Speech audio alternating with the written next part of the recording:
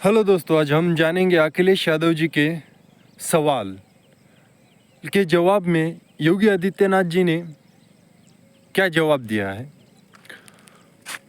और क्या उन्होंने कहा अयोध्या और यूपी के बारे में। ये सब कुछ यूपी असेंबली में हुआ है। तो ठीक है, चलिए आगे जानते हैं हम। सबसे बेहतर जो रिस्पांस सिस्टम था, उस रिस्पांस सिस्टम को बर्बाद अगर किसी ने किया तो इस सरकार ने बर्बाद किया। यानी राज्य की चिंता नहीं है, वोट की चिंता है, गौरव की चिंता नहीं थे प्रदेश और देश की। ये सरकार न्यूज कंट्रोल करती है, अपराध कंट्रोल नहीं कर रही है सरकार। हमने तो केवल 3 जगह मांगी, अन्य जगहों के बारे में कोई मुद्दा नहीं था। हाँ, मेरा मजहब इस्लाम हो सकता है, लेकिन जन्म से हम सनातनी भारतीय। पीडीए पे नहीं बोलेगा, ये कहाँ का जीरो टॉलरेंस है आपका? ये जीरो टॉलरेंस आपका जीरो हो गया है। उनके पीडीए में और लोग हैं लेकिन चच्चू नहीं है, वो बेचारे हमेशा ठगे जाते हैं। ऐसे कब तक यह न्याय होगा पता नहीं। महाभारत एक बार पढ़िए, Mahabharat. Purvanchal expressway, Bundelkhand expressway, 6 expressway संचालित हैं। Gorakhpur link expressway, Ballia expressway एवं गंगा एक्सप्रेसवे। अध्यक्ष महोदय, मैंने कई बार कहा, क्या कारण है कि भारत सरकार उत्तर प्रदेश में एक्सप्रेसवे नहीं दे रही है? और ये बात मैं पहली बार नहीं कहने जा रहा हूं सरकार के सामने। मेरे जितने भाषण हैं उठा करके दे लीजिए। मैंने हर बार कहा कि देश में अगर बन रहा है एक्सप्रेसवे तो भारत सरकार यूपी में क्यों नहीं बना रही? अगर एक भी भारत सरकार के बजट से उत्तर प्रदेश में एक्सप्रेसवे बन रहा हो तो अध्यक्ष महोदय सरकार बताए हमें कि कौन सा एक्सप्रेसवे है जो भारत सरकार के बजट से उत्तर प्रदेश में बन रहा है। और ये बात मैं आपसे इसलिए कहता हूं कि अगर आपके बजट का पैसा वहां जाएगा और अगर वो पैसा बच जाए तो हमारे किसानों का भला हो सकता है। उस पैसे को आप मंडी बनाने में लगा दें और किसानों को सुविधा देने के लिए लगा दें। और आपका तो गोरखपुर लिंक एक्सप्रेस बन जाना था 2022 तक। हम लोगों को अध्यक्ष महोदय लगता है और इंतजार करना पड़ेगा। ये तो 24 आ गया है और यहां तो माननीय सदस्य जितने बैठे हैं, ये नोएडा, ग्रेटर नोएडा से आगरा वाले पे भी चले होंगे, यमुना क्रॉस करने के बाद जो एडीए आगरा डेवलपमेंट अथॉरिटी का बना है वो लिंक में भी चले होंगे, और उसके बाद आगरा लखनऊ पे भी चले होंगे, और उसके बाद पूर्वांचल पे भी हमारे कई माननीय सदस्य चले होंगे। ये चेहरे से कहें न कहें, लेकिन इनके मन में इनको पता है कि सबसे अच्छा एक्सप्रेसवे कौन सा बना है। ना कहो आप, लेकिन जानते हो आप। और मैं अध्यक्ष महोदय दावा कर सकता हूं कि दुनिया के जो बेहतरीन एक्सप्रेसवे हैं उसके बराबर कोई एक्सप्रेसवे बनाए तो आगरा लखनऊ एक्सप्रेसवे बना है जो समाजवादियों ने बनाया। ये बात मैं बार बार बोलता हूं। सदियों की प्रतीक्षा अयोध्या में दूर हुई। आज अयोध्या में इंटरनेशनल एयरपोर्ट है। 14 से 15 फ्लाइट अयोध्या से देश के अंदर अलग अलग स्थानों पर जा रही है। ये अयोध्या में प्रारंभ हुआ है। जो अयोध्या को पहले छूना नहीं चाहते थे, आज अयोध्या इंटरनेशनल एयरपोर्ट देने वाला देश का एक प्रमुख राज्य और देश के 4 इंटरनेशनल एयरपोर्ट के साथ उत्तर प्रदेश अपने 9 एयरपोर्ट को क्रियाशील कर चुका है और 10 और को हम क्रियाशील करने जा रहे हैं बहुत सी। अयोध्या में माता सबरी के नाम पर रसोई घर भी प्रारंभ हो गया है। क्या माता सबरी के अनुयायी पीडीए के हिस्से हैं या नहीं है? रेन बसेरा भी अयोध्या में बन गया है और ये निषाद राज के नाम पर बन गया है। क्या निषाद राज के अनुयायी पीडीए के पार्ट हैं या नहीं हैं? प्राचीन कुंडों का पुनरुद्धार हो रहा है। भरत कुंड, राम की मर्यादा, परिवार की मर्यादा।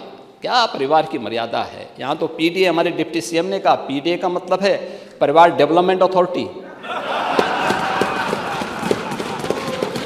ब्रजेश जी ने अभी अपने उसमें कहा उनके पीडीए में और लोग हैं लेकिन चच्चू नहीं है। वो बेचारे हमेशा ठगे जाते हैं ऐसे ही। कब तक यह न्याय होगा पता नहीं। महाभारत क्यों एक बार पढ़िए महाभारत। हाँ एकदम। आखिर परिवार के 3 सदस्यों के नाम थे, चच्चू के नाम क्यों नहीं था?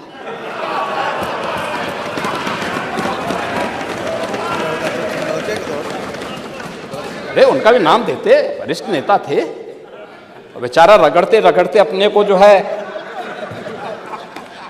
पीडीए में है ही नहीं। इसीलिए कह रहे हैं ना कि उन्होंने चाचू को ही भुला गए परिवार के, यानी इस प्रकार से उन्होंने विस्मृत कर दिया कि साइडलाइन में थे ही नहीं, कैमरे के फोकस में नहीं थे, अब रेड कारपेट पे नहीं चल पाए। इसीलिए हम कह रहे हैं ना कि चच्चू को ही भूल गए और बेचारे चच्चू देखते रह जा रहे हैं कि ठगे गए एक बार फिर। अब ये तो अगर प्रभु राम को ये लोग मानते तो चच्चू के साथ अन्याय नहीं करते।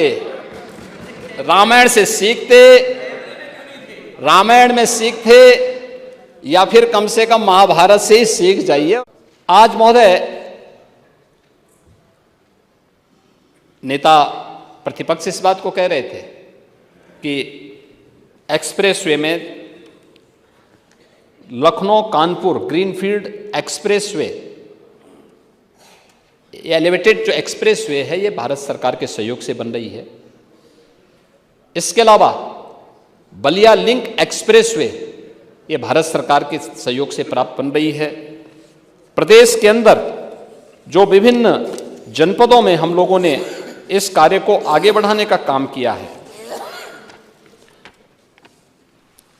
लगभग 4 लेन की 1235 ऐसे प्रोजेक्ट हैं जिसको पिछले 7 वर्ष के अंदर आगे बढ़ाया गया है, और जो ये बेहतरीन कनेक्टिविटी प्रदेश के अंदर, यहाँ पर प्रदेश के अंदर संपन्न हुई है। प्रदेश के अंदर एयरपोर्ट 16 डोमेस्टिक और 5 इंटरनेशनल एयरपोर्ट के साथ बहुत शीघ्र उत्तर प्रदेश 21 एयरपोर्ट वाला देश का पहला राज्य बनने जा रहा है।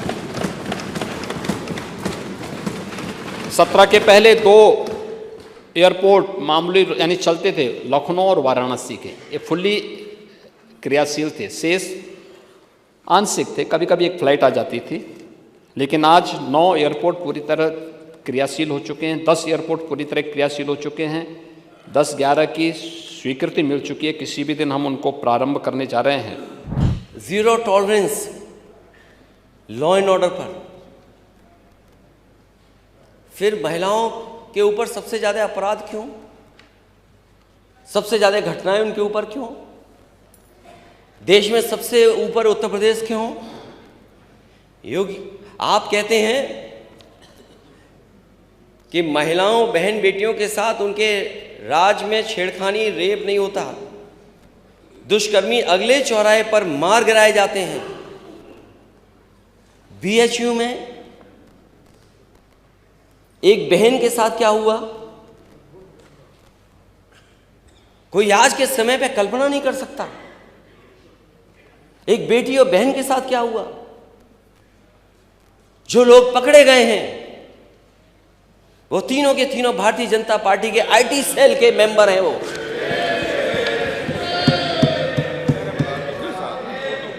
और अध्यक्ष महोदय, कोई आसानी से मुख्यमंत्री जी के साथ फोटो नहीं खिंचवा सकता। तीनों की फोटो हमारे नेता सदन के साथ है। प्रशासन सरकार को पता था, लेकिन क्या किया सरकार ने। और मुझे याद है जब कानपुर में एक मां बेटी के ऊपर बुलडोजर चलाया गया था और आग लग करके मां बेटी जिंदा जल गए थे, पिता और उसका भाई देखता था, बचा नहीं पाया। जब वो न्याय मांगने गया तो उसके कपड़े उतार दिए गए, वहां के अधिकारियों ने कपड़े उतरवाए। ये जीरो टॉलरेंस है सरकार का। और उस समय डिप्टी सीएम क्या कहते हैं, उन्होंने जो ऑनलाइन बात की उससे, शिवम ये घटना बहुत ही दुखी करने वाली है, बहुत ही ज़्यादा दुख है। हमें पूरी तरह से तुम्हारे साथ हैं। जब से हमने सुना है कार्रवाई कर रहे हैं, जो आरोपी हैं उन पर एफआईआर दर्ज हो गई, 302 की है। हम कड़ी से कड़ी कार्रवाई करेंगे, किसी को नहीं बख्शेंगे। तुम हमारे परिवार के सदस्य हो, हम तुम्हारे साथ हैं, पूरी सरकार तुम्हारे साथ है। जो तुम्हारी मांगे हैं उन पर गंभीरता पूर्वक काम करेंगे। अध्यक्ष महोदय, जो मांगे उस परिवार ने मांग की थी, क्या सरकार ने पूरी कर दी? क्या आरोपियों पे सख्त से सख्त कार्रवाई हो गई? क्या उत्तर प्रदेश के सुशासन के लक्ष्यों को प्राप्त करने में प्रदेश की कानून व्यवस्था ने बड़ी भूमिका का निर्वहन किया है।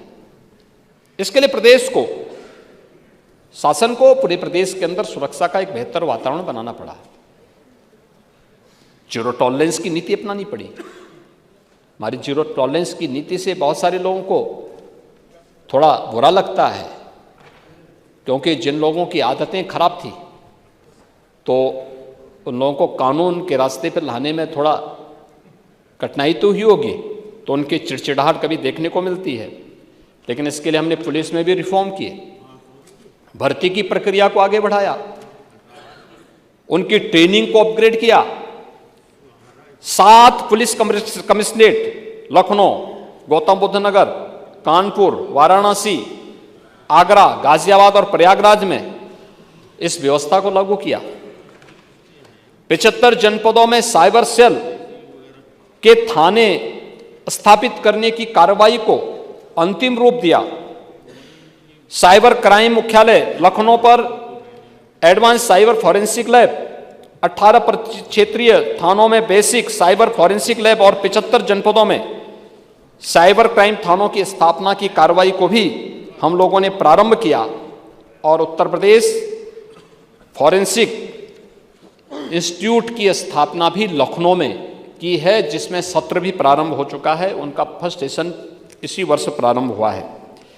1,55,600 से अधिक पुलिस कार्मिकों की भर्ती संपन्न की है, जिनमें से 22,670 केवल महिला कार्मिक है। 68,600 से अधिक पदों पर भर्ती की प्रक्रिया वर्तमान में प्रचलित है। और इस दौरान हम लोगों ने पुलिस प्रशिक्षण के केंद्रों की क्षमता को भी लगभग 3 गुना किया है। प्रदेश में 124 नए थाने, 88 नई चौकियां, 7 नए महिला पुलिस थाने, 4 नए आर्थिक अपराध इकाई थाने और 16 नए साइबर क्राइम थाने भी स्थापित किए हैं। SDRF का गठन किया, उसकी 3 कंपनियों को क्रियाशील किया, 3 अतिरिक्त कंपनियों को सृजन की प्रक्रिया के साथ जोड़ा गया है।